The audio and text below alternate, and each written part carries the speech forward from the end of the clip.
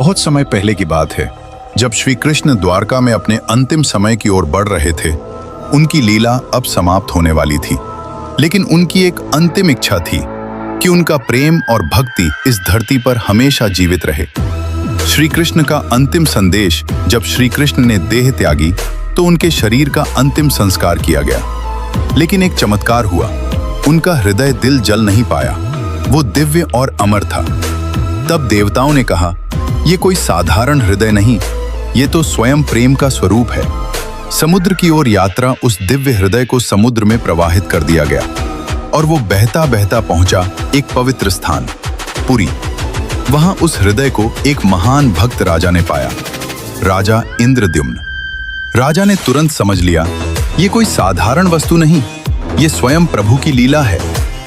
जगन्नाथ मंदिर की स्थापना राजा इंद्रद्युम्न ने निश्चय किया कि वे एक भव्य मंदिर बनवाएंगे जहां स्वयं भगवान विराजमान होंगे।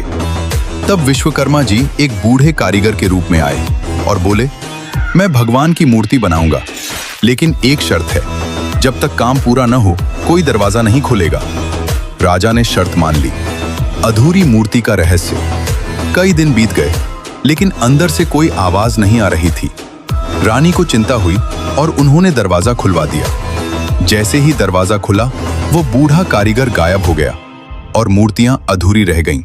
हाथ अधूरे, आंखें बड़ी, स्वरूप अनोखा।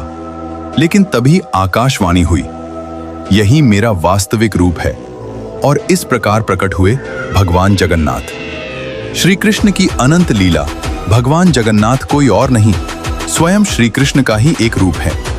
उनका अधूरा स्वरूप यह बताता है कि भगवान को किसी पूर्णता की आवश्यकता नहीं, वे तो प्रेम और भक्ति में ही पूर्ण हैं। कहानी की सीख। भगवान का सच्चा रूप भव्यता में नहीं, बल्कि सादगी